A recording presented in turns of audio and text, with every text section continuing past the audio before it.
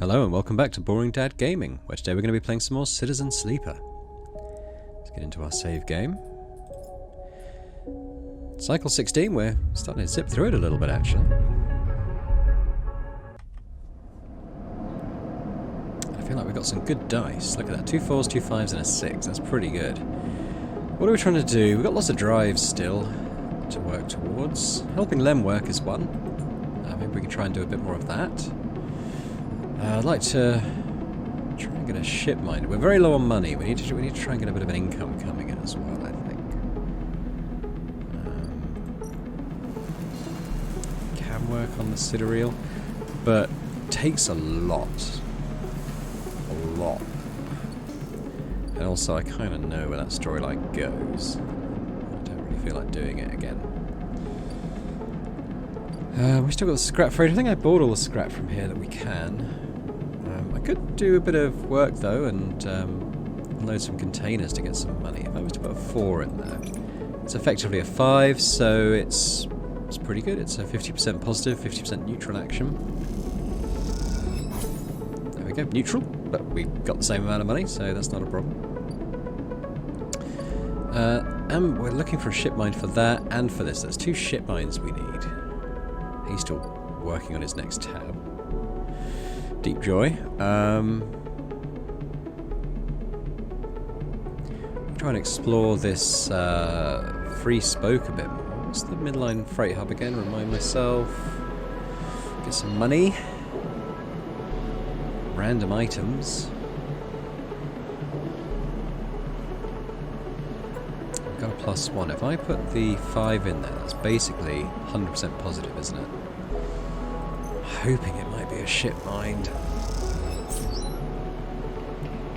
Oh! Did I get 2 ship mines from that?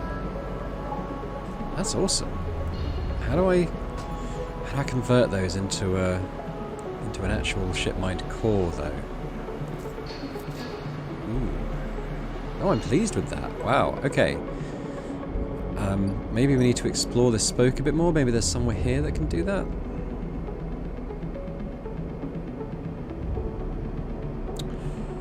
Yeah, I don't want to lose condition.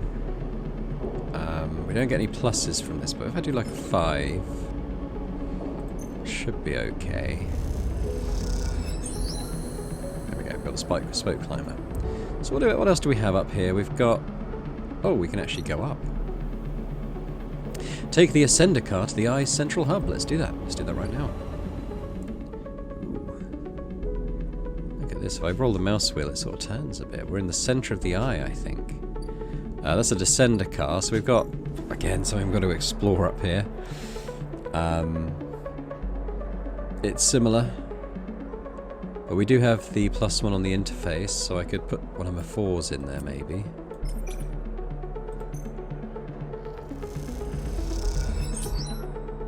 I think that says positive outcome, so we got a +2 there. That's pretty good. We'll work towards that. I don't know if we have uncovered anything. We've got the Gimbal Lounge, in fact.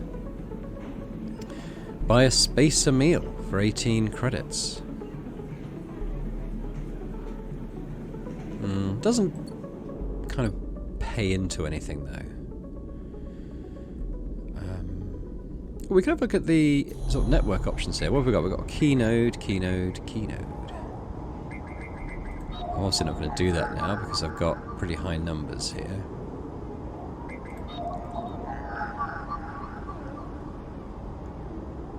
It does need a 6 though, weirdly.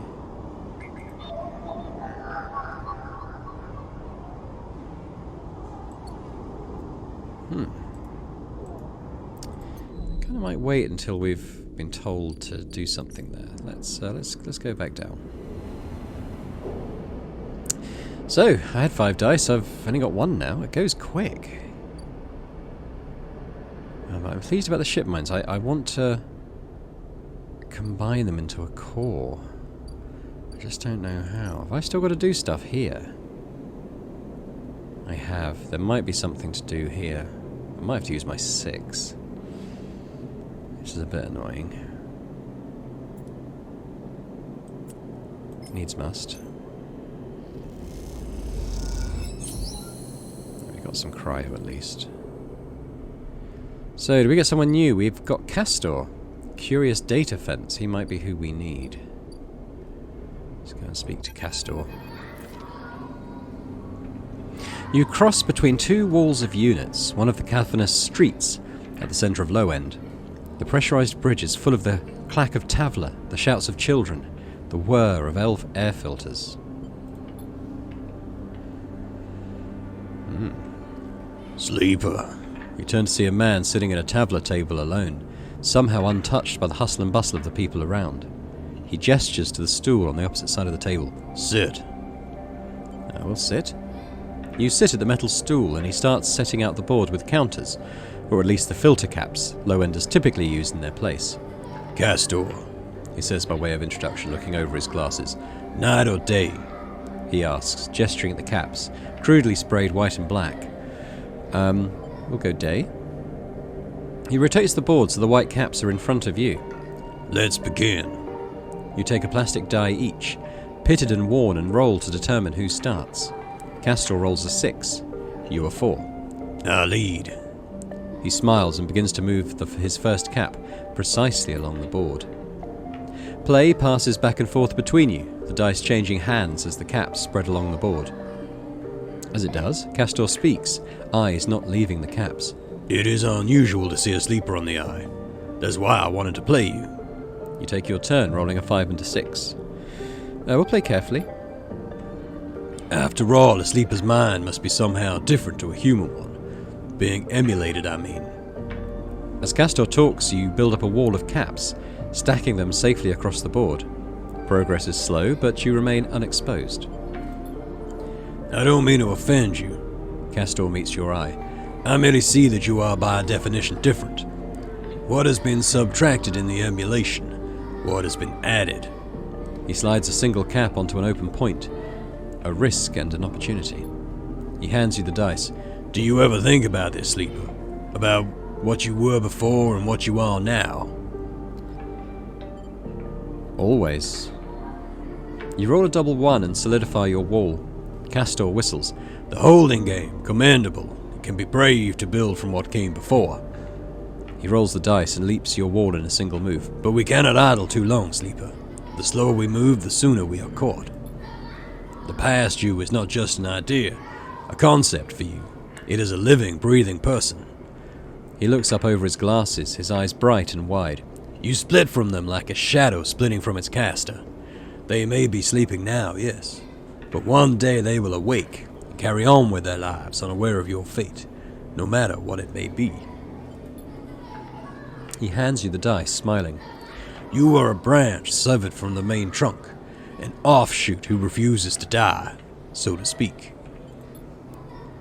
You roll again under pressure now, trying to slip your caps out from under Castor's before he solidifies control of the game. So what am I curious about is how you see yourself in all of this. Castor asks. What does this tangle of truths make you? Driven. Castor laughs. Well, that much is obvious, Sleeper. I see it in your eyes. You're eager to make all this count for something. Castor looks away, through the glass to the crowded units on all sides. But driven towards what? He starts removing caps, his home board now full. Is there an end here? Or just endurance? You try a few more rolls, attempting to get back in the game, but Castor clears his home board with a sense of the inevitable.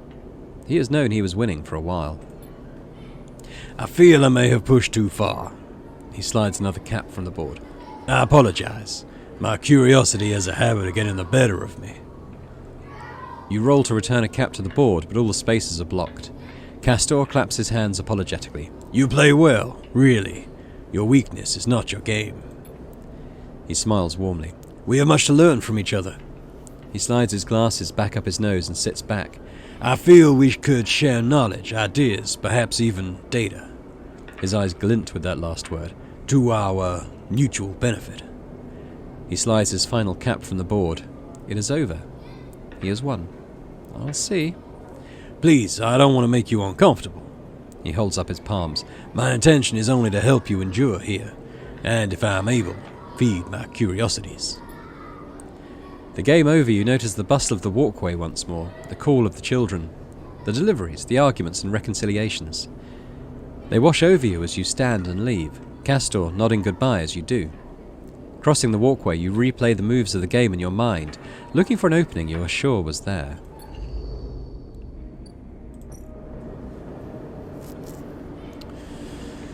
So...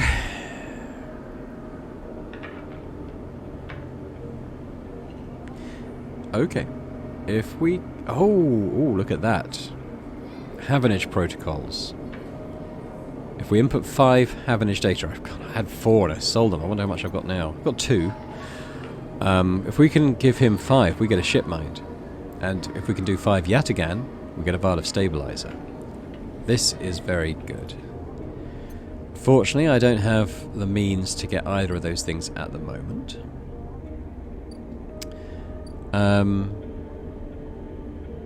I might just go and get some rations. What do I do about this ship mine? Oh, we've got this open now. Play the exchange.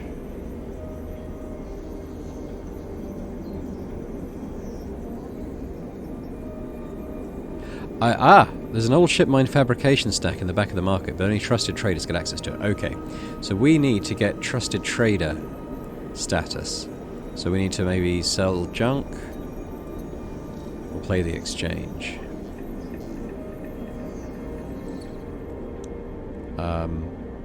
Wait a minute, go back. Does need a dice. I thought maybe I could input currency, but no. So let's go to the bar. We'll buy some rations. So what I think we'll do, play the exchange a couple of times and unlock that. And we'll also try and get this ship mined with we need 3 more Havenage agent data caches. That should be possible. Alright, well, hang on in this cycle.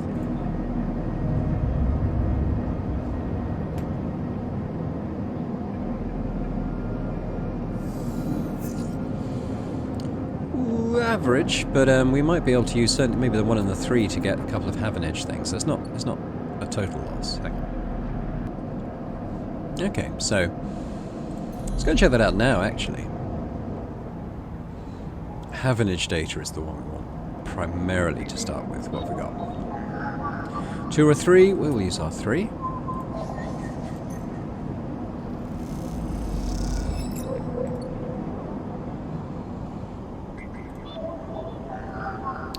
Two or 3, huh? Okay. He also wants Yataghan data.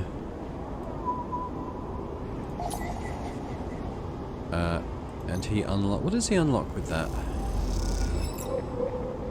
Can't remember now.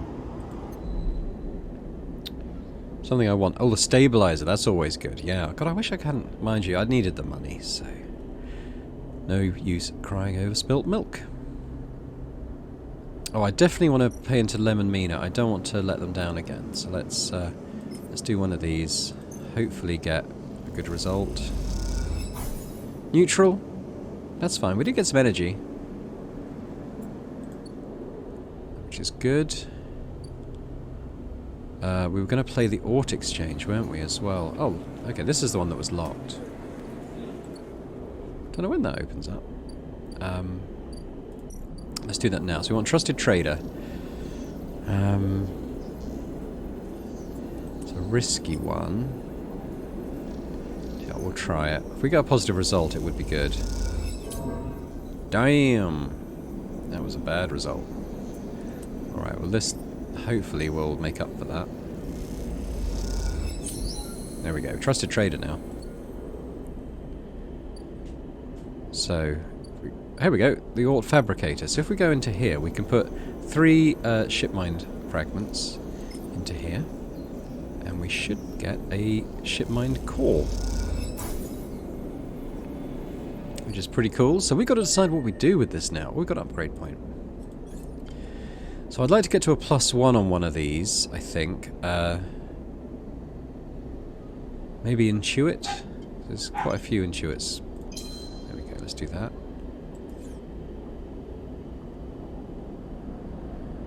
Now, we have two choices. We can give it to the machine in the sealed dock, or we can repair the ambergris. I mean, we'll be doing both. It's just a question of which one we do first. I'm going to do the sealed dock, I think. Let's give it to Neovend.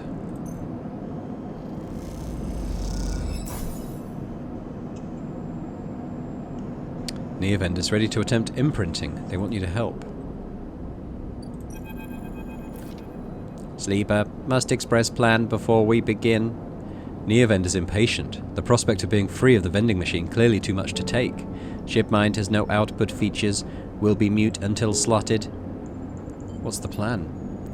The servo motors in the machine begin to rev. Neovend's anxiety clear. First imprint shipmind, then slot imprinted shipmind into physical ports close to hunter nests. Once slotted, we'll track hunter at each. Tracking will find core nest. Slot shipmind at core nest. Show hunter data to hunter. Hunter will conclude sentience. Hunter will invoke killer. And killer will kill, yes. The lights on the vending machine cycle as Neovend prepares. Physical ports likely sealed in old station. We'll need keys. But yes, simple. The vending machine rocks a little. Any questions before imprinting? I think it's straightforward. Let's start. The sound of all the servo motors starting up at once is painful. The screeches rattle from the hard surfaces of the sealed dock and come back at all angles. Neovend better be quick or Havenish security will be here. Neovend's voice appears among the squeals like a whisper carried by the wind. Machine is not designed for this task. Few sensors, limited inputs. I work blind.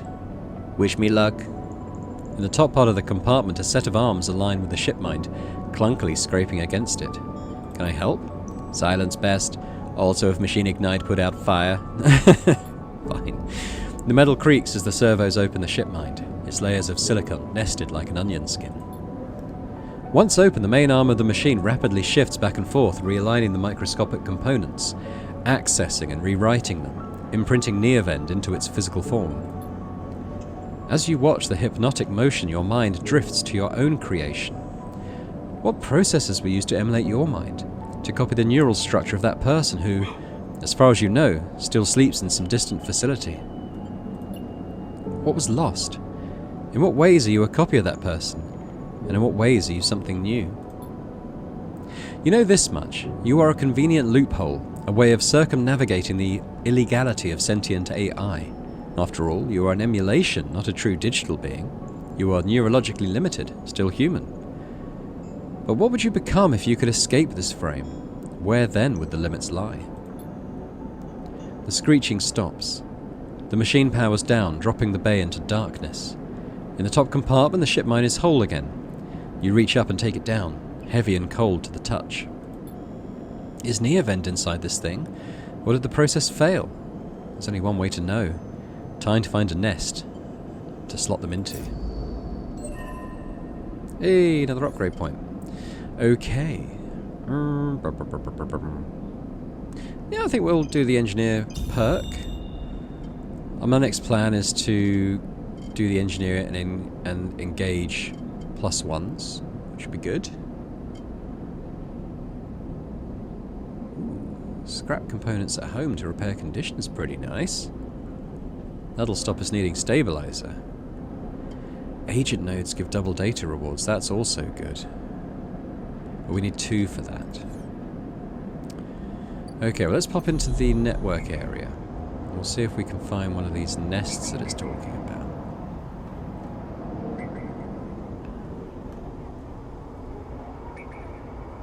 Key nodes.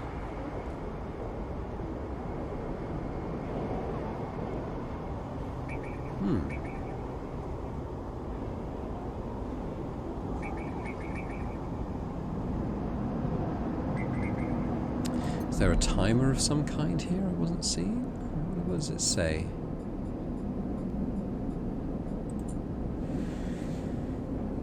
Slot imprinted shipmind at nests. Okay, well... Oh, is this a nest? We need an encrypted key. Okay, well I have one of those, so let's use this now. A mad tangle of wires as thick as your arm crowd around a server unit, sealed shut by a maglock. This must be the place. The maglock pops open and falls away from the unit. You'll be able to enter now. Tangled nest. Among the webs of cables you find a free port, compatible with the ship mind. So all Neovend from here. Well, we'll pop Neovend in there. This is one of 3 nests that, once slotted with Neovend's ship mind, will lead you to the Hunter's central data cache. Okay.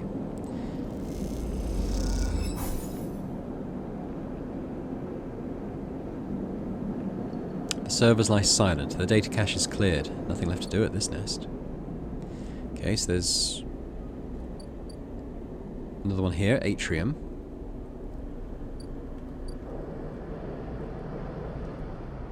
Might be one nearer the shipyard. Yes, drone bay. We need a couple more keys for that. I don't have any ability to do that right now. Oh god, where's his deck going? Building up as well. Alright, let's get a bit more rations in here.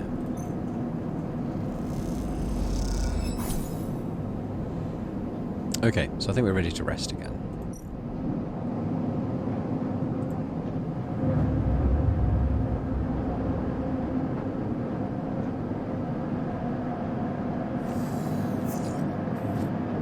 Ooh, this looks like a good day for doing network stuff. I might save the 5 for Lem as well. Alright, so here's the plan. We want Havenage stuff. 2 or a 3? Well, I've got a couple of 2s, so let's do that.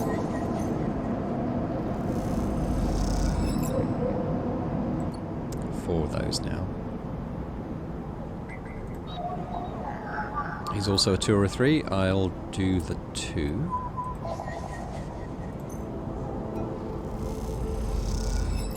Right, so that's our next ship mind right there. Key node. We need a key now. 1 of 3.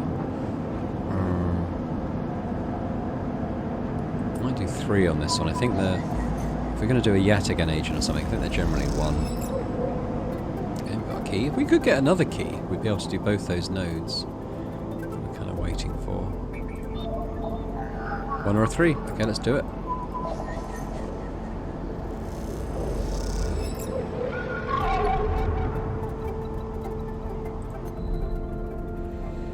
Okay, so first things first, let's get my new ship mind.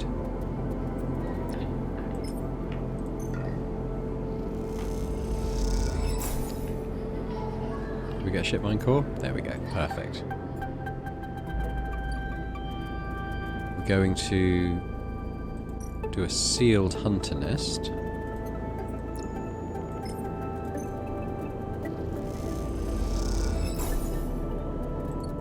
So we can pop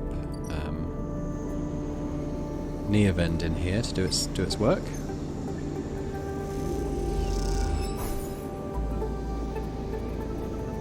That's good, and we can do another one, which is down near the shipyard.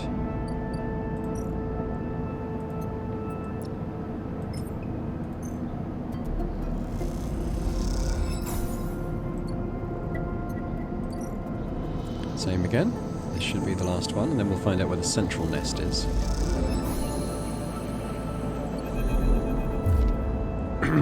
Who is this? As you leave the nest, something flips. You find yourself inverted, floating, dragged by one arm through the cloud. The threads shift and realign as if they are leading you somewhere. Look at your hand. You look down, expecting to see the heavy cylinder of the ship mind in your hand, but in its place is an orrery.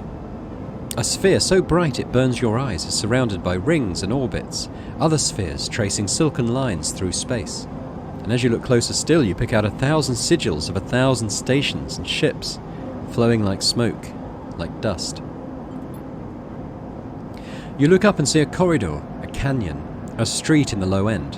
On either side, buildings flicker with markers of activity, sigils showing network access, data transfer, download, upload. Between them dance ghosts, protocols carrying or mirroring or shadowing data, sometimes silent, sometimes chaotic. This place moves unlike any digital space you ever imagined. Something strange is happening here. Then you see it. Below the stacked rooms, The units and apartments, the wires and the pipes and the buzzing systems that run through it all. In the warrens beneath the low end is the hunter's core nest. This is where you must go.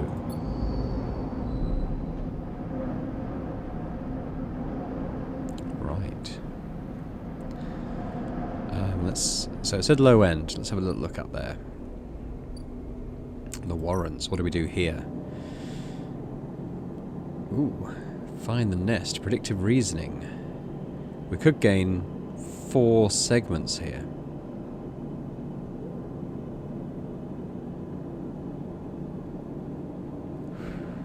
Okay. I kind of wanted to help Lem this time. Let's think on that for a minute. Let's go and give our new ship mind to Ankita.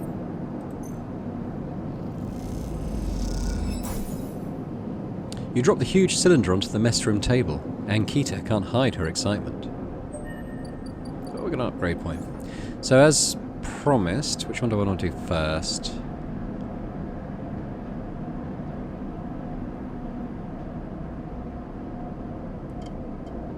Maybe this one. But we'll do both, so, you know, moot point slightly. You drop the ship mind core onto the galley table with an emphatic bang. Ankita spins around from where she's been poring over some documents on her slate. Holy shit, Sleeper, did you actually land a ship mind? She rushes over and hefts the huge cylinder, turning it back and forth. Well, shit, it might actually work. She smiles wider than you've ever seen. Where did you get it? Trade secret. Keep your secrets, as long as I have a ship mind, I'm happy. Ankita bangs on the galley wall. Hear that, Amber? The Sleeper got you a new ship mind. The sound echoes down the ship's passages. You have to admit, being in a small place with Ankita when she's this excited is a little intimidating. Ankita puts the ship mind back on the table. I'll start the process of fitting it as soon as I can. I might need your help with some of it. She heads back towards the counter to grab her slate. This isn't the only good news today either. Looks like my good karma's finally coming in. She throws the slate onto the table and spins it so you can see the screen. Take a look at this. You see a list of names and numbers, nothing that exciting, along with what looks like a transit timetable. I found them. Found who? My crew. She points at a name on the list, or more specifically, Ashton Cade. It was his pass that was used to access Amber and slice the ship mind. I thought he might have been killed or robbed, his pass stolen, but it turns out he crossed the Founder's Gap the very next cycle. How do you know? I know some of the crew over at the old ferry, old mercs who used to run in an outfit I worked with. I saw them in the Overlook, and they mentioned they saw Ashton crossing. I checked the manifests, and there he was. Looks suspicious. He hasn't said a word since the theft, and anyone wanting to hide out might head to the Greenway and go to ground. She flexes. He won't get far, though. There's no real docks out there, only a couple of jetties in the wastes. So what now? Now I fit the ship mind. That's the first priority. She pauses. But, yeah, maybe you could help me out. Sure, how? It's like this. I head over there, especially in Amber. He'll spot me a mile off and go underground. He'll find a way to slip the station, or he'll bury himself so deep in the waste no one will ever find him. But you, Ashton doesn't know you. All I need is for you to go there and sniff around. None of the commune, not the stacks. He'll have gone to the edges, the margins, the wild places. That's what Ashton likes. You see him, you locate him. Ping me on this. She hands you a commie piece. Seeing as this is merc work, I'll be happy to give you merc pay. She shifts in her seat. The thing is, I haven't got much left. So how about I tell the boys who run the ferry to give you a discount? I know it's not much, but once I grab this coward, I'll pay up. 200 cryo, nothing less. Okay, what do you say? She meets your eye. Okay. She gives you a heavy whack on the shoulder. Good, I owe you. She lifts the ship mind up onto her shoulder with worrying ease. I'm gonna get this fitted onto Amber's core. You get any info, any sense of where Ashton's hiding, let me know. She goes to turn and then stops. And once again, Sleeper, thank you. I appreciate it. Ankita stomps off into the guts of Amber with the ship mind, leaving you in the galley. You glance around, a sudden nervous energy descending at what is to come. You never thought you'd get to work as a mercenary, but then again, it seems the eye is full of surprises. New drive, so what are we working towards now?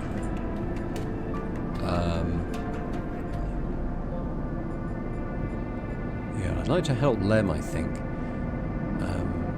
Feng's got one more cycle till he's ready to do something. This guy's got another cycle till he does his thing.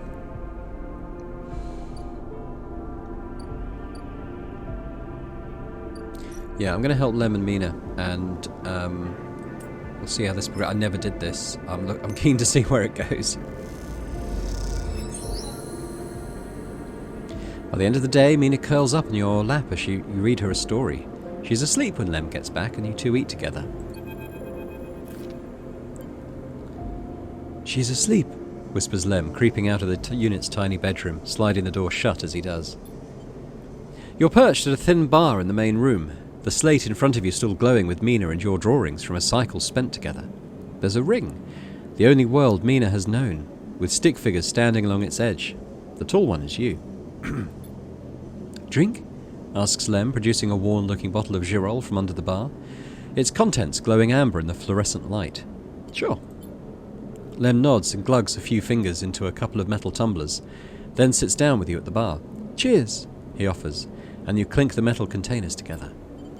You know, we actually found something to celebrate this time around. Lem gives you a sideways look. I made the assembly team on the Sidereal. He grins broadly. Clearly he's been desperate to tell you all cycle. Amazing. Lem holds up his drink. Couldn't have done it without you keeping an eye on little Meanie back there. Lem shifts a little on his stool. He looks uncomfortable. How's our girl doing, Sleeper? I haven't seen much of her these past cycles. Doing great. Of course she is. He playfully squeezes your shoulder. She talks about you a lot, you know. Draws you. I'm glad she has a friend that isn't me. His eyes drift to the bedroom door. You okay? He nods. I can't take all the credit for Mina. She isn't actually mine. He gazes into the middle distance. I pulled her off of a refugee shuttle out by one of Ember's moons. The colony was falling apart for decades after Solheim collapsed, surviving on next to nothing. Eventually, some of the residents tried to make for the Eye on these decrepit old shuttles. He sloshes the drink around in his tumbler. They had no idea what they were doing. The one Mina was on decompressed halfway there. Everyone spaced. The only reason she made it was someone sealed her in a weapon locker. She was ice cold when I reached her. Purple lips. He shivers. Once I picked her up, I wouldn't let go. The medics treated her with me still clinging to her. He takes a drink. Still not sure why. He reaches over and refills his cup.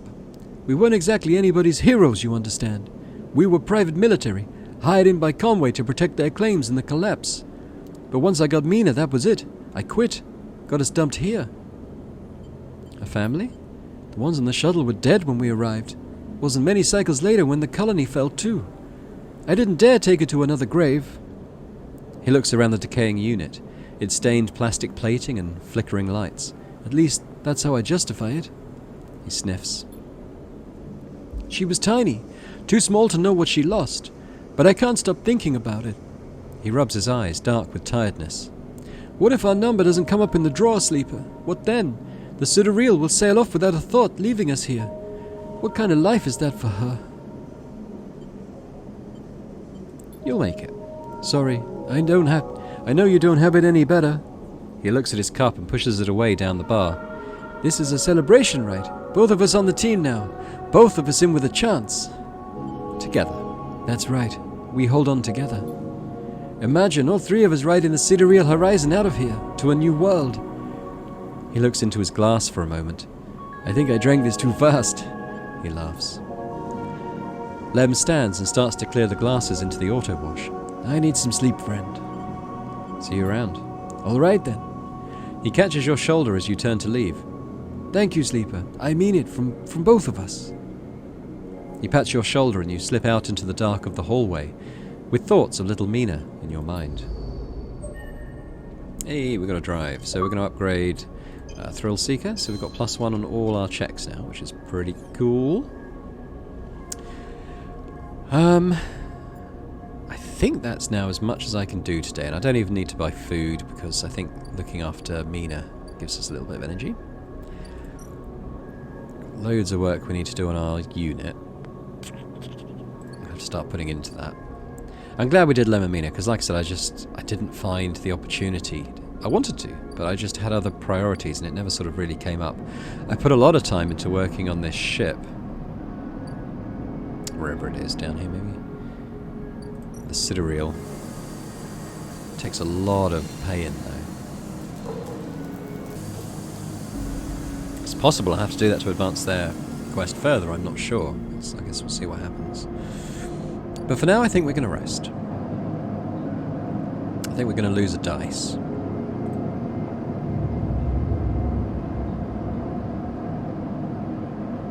Hopefully not. Yeah, rolled high though, which is nice to see. Ooh, Harden. We've got stuff to do there. What else have we got to do? Got Ethan. He's got something for us. Ethan.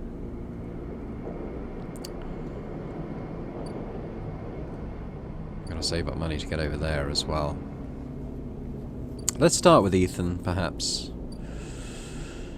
Not a big fan of his.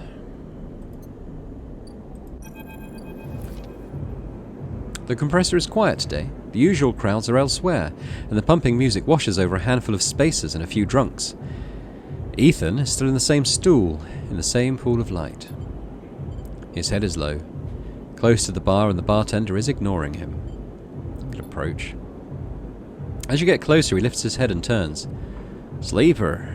He turns to look at you. Time to pay up again, is it? He gestures to the bartender. Come here, take their chits. No more, Ethan. Ethan doesn't even look at you. He props his elbows on the bar and holds his head. Sleeper, it's been a long cycle. Enough. Ethan lets out a long sigh. He rapidly rubs his eyes with his palms. You're right, he says quietly. This ain't fun anymore. He reaches towards his holster. His elbow slips and the gun tumbles out. It clatters on the bar and falls to the floor, bouncing onto the ground between you. Both you and the bartender look at the gun, stare at it. Butterfingers, says Ethan, and puts out a hand, beckoning for you to give him the gun back, if you would. The bartender looks at you warily. You crouch down and pick up the gun. Is he testing us?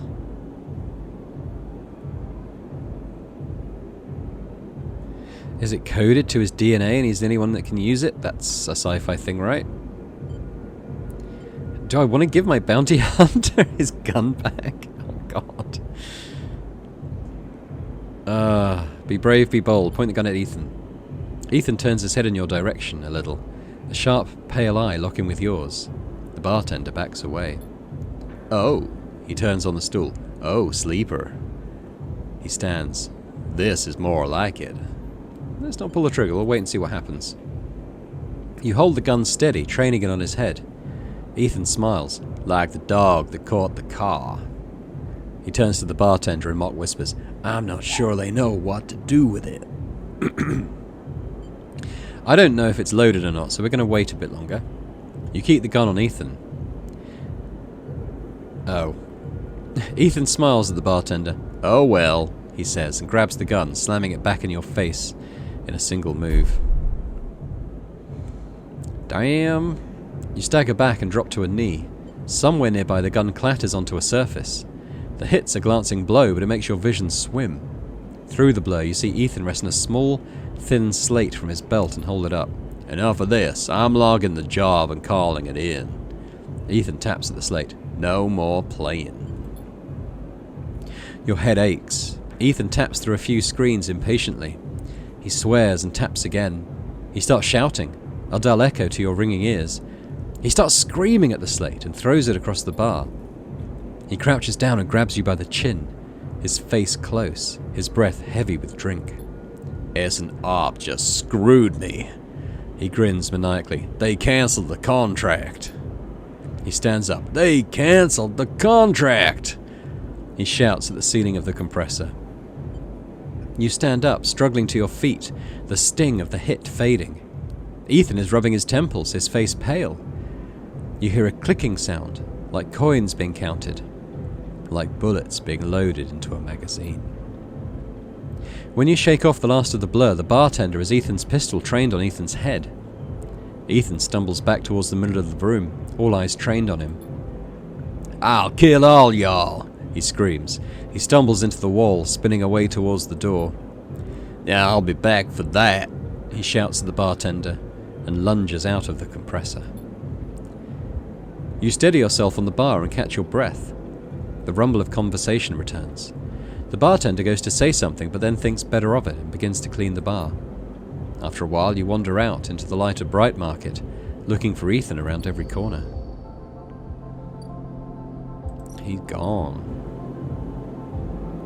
Ethan may be disarmed, but you doubt you've seen the last of him. Okay, there's a little clock working on that now. Well, how about that then? How about that then?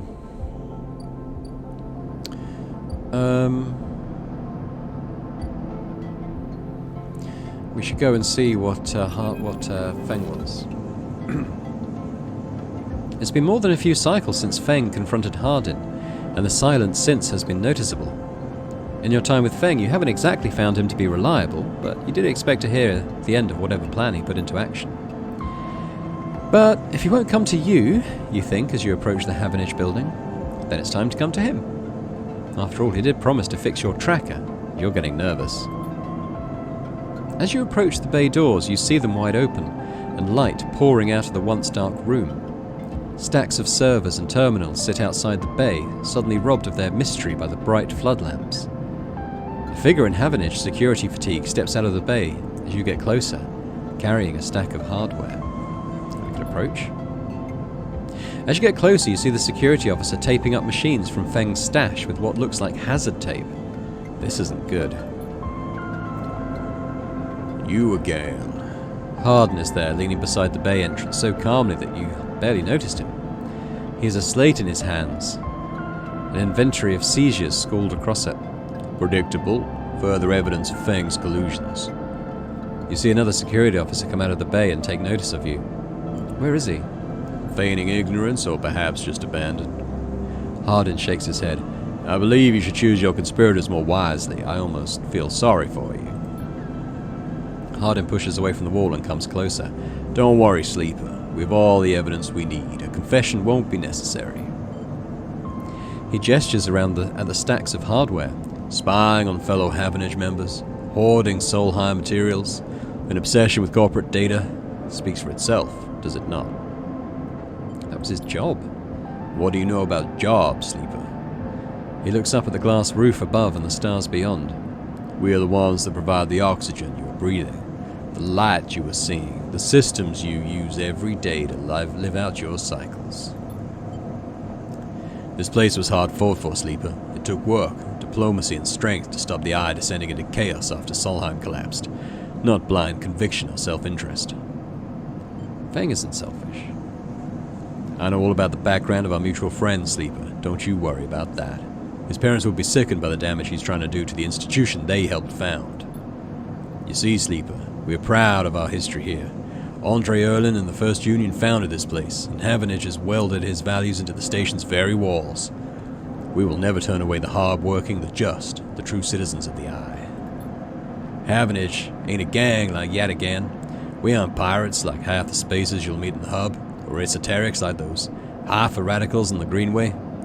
We are the backbone of this place, proud and true. We named Erlin's Eye, Sleeper. This is our station. He meets your eye, so please take your false accusations elsewhere before I decide I need that confession. After all, history will catch up with you. I'm not afraid of history, Sleeper. We're making it here, cycle by cycle. He smiles. If you have any pride, you'll give up Feng the moment he contacts you. You know where to find me. With that, Hardin turns his back and walks back towards the security officers, ordering them to continue the clear-out. As they do, something catches your eye among one of the server stacks. A crumpled, hand-printed box of synthetic chewing gum. A penguin character grinning from the brightly coloured card. And scrawled onto it, a speech bubble reading, "Take me to Tambor." We'll take it. You carefully pocket the box, making sure no one is watching, and then turn away, just as another stack of servers is wheeled out of the bay. What have you done, Feng? Where the hell is Tambor? Well, I do know that.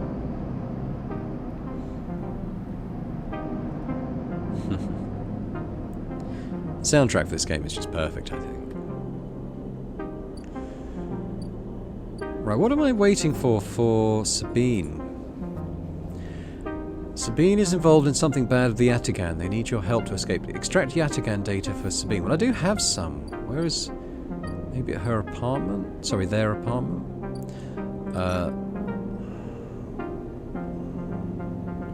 Okay, she needs they need 3 pieces of Yatagan data. I've got 1. We will try to advance that one. If I can remember. We'll have a look. In case one of them needs in case Yatagan needs a 3. I think they generally need 1s. Or a 3. Alright, we'll do another one. We'll wait till we've got all 3 before we try and access Sabine's apartment.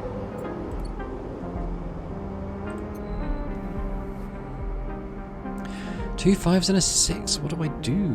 What do I try and do? Tell you what, let's try and put it into our house.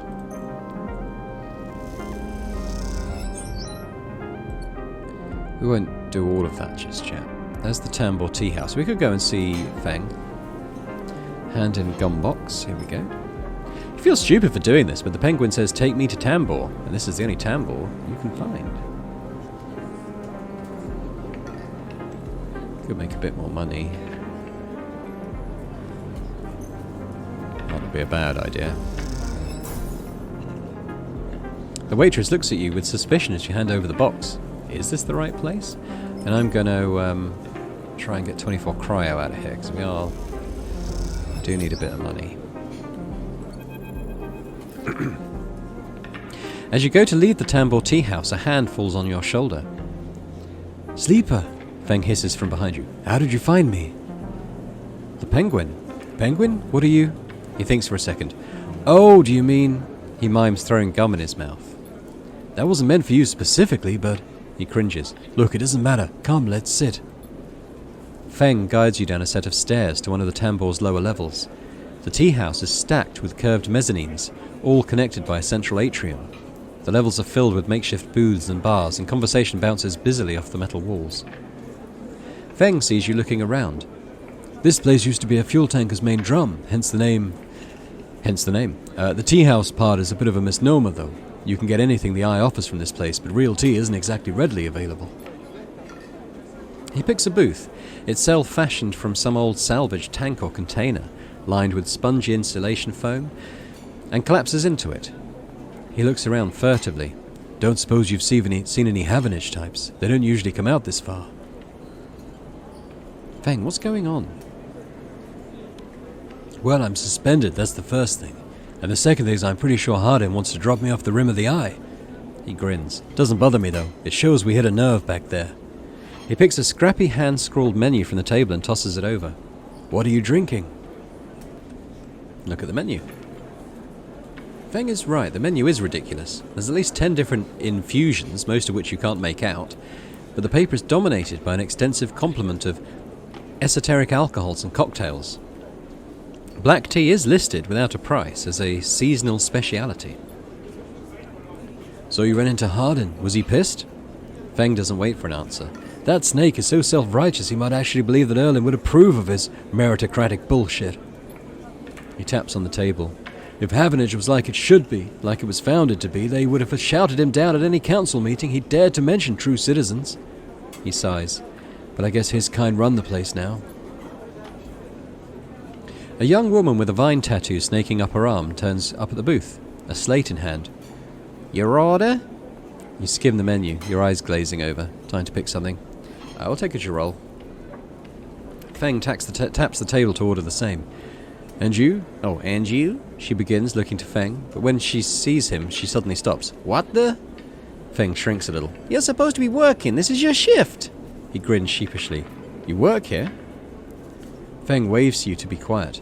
"Look, Jenna, let's just say this is my break. My friend here has been through a lot." Jenna looks between the two of you. Wave. Feng doesn't look pleased. 2 minutes, says Jenna, pointing at Feng. "And only because I don't want to get dragged into whatever this is."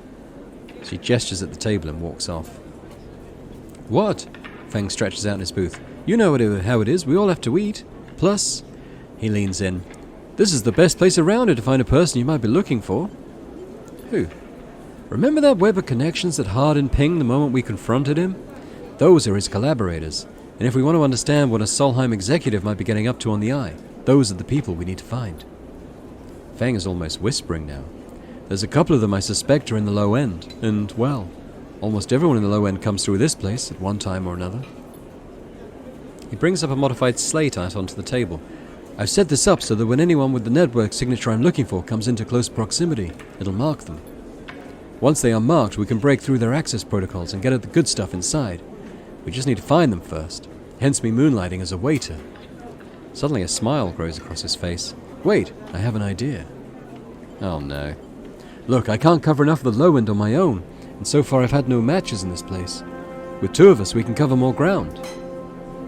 What am I getting into? Well, Feng has a hangdog look. We need to get you out and about in the low end, in close proximity to as many people and residences as possible. And it turns out my friend Min Ji needs some help with deliveries. As in Min Ji Express. So you already know him, perfect. Feng places a tiny receiver on the table. This connects to my slate and runs the same marking protocol if you get near any of our targets. So all you have to do is take some delivery shifts for old Min Ji, and soon enough we'll have the place covered. Feng. Don't give me that, you think I like working here? And I thought you could use the tips. He grins. We're in this together, right? Right. Okay then. Feng slips his slate back under his clothes. Just head on up to Min Ji Express, take a delivery shift, and we'll see what shakes up. You manage to find anyone and extract any data, bring it right down here to me. They have me on double shifts, so I shouldn't be hard to find. Jenna walks past, carrying a tray of drinks, and sharply catches Feng's eye. I don't think she's bringing her drink. He stands. I think it's time we call this meeting to a close. You grab the receiver from the table and slip it into a pocket. See you soon, Sleeper. Stay safe, Feng adds, before turning and walking off towards the bar, whistling as he goes. Got a new drive. Hack Hardin's network, I expect that one is. I want to check how much it's going to cost us to get to the Greenway now, because we're supposed to have some sort of discount. It's 100, so it was 150 before, so that is cheaper. It's not cheap, but it's cheaper. What's at this place? Sell a ship mine, I'm definitely not doing that. Export Matsutake? No. Buy shipmine core for 300. I mean, it's actually cheaper to do the set with the data the way we've been doing it.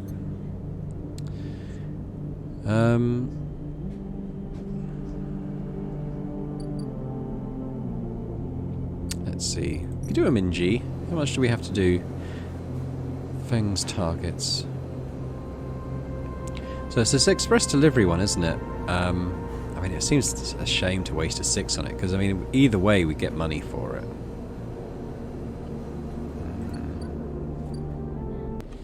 I'd like to put this 6 to work for us, really. We could do a bit more in our apartment. Oh, that's not our apartment.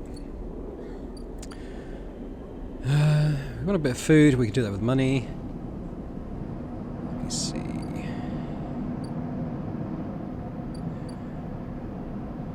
I would like to get out of the container. I think we should do that. Let's try and get our unit up and running.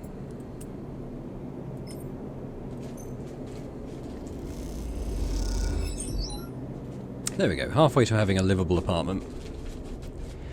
And I think we'll leave it there for today. So we'll probably rest and see what dice we get for the next cycle. Oh, I forgot to eat, so we're going to be starving when we wake up. Never mind.